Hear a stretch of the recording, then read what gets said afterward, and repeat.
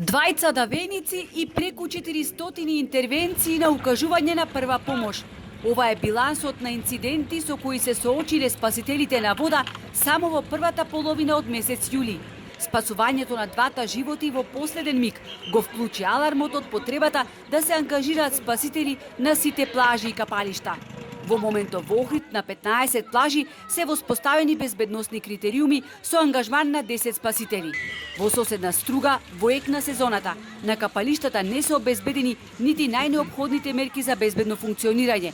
Спасители има само на 2 плажи.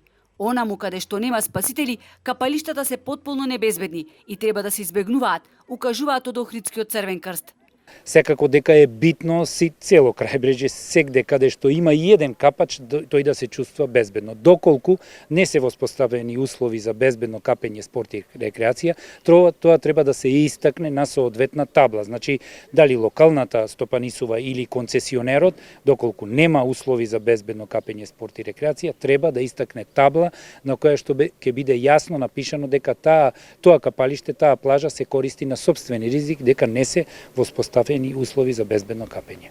Никаде, на ниту една плажа вдолж целото Охридско-Струшко крајбрежје не е поставена табла на која согласно правилникот треба да стои дека капалиштето е небезбедно, вели Точко.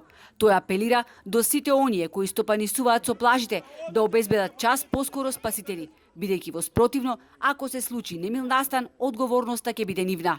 Згора на се, треба да се има предвид дека бројот на спасители последниве 4 години е многу мал. На последната обука се пријавиле само 11 лица, кои покажале интерес да работат како спасители на вода.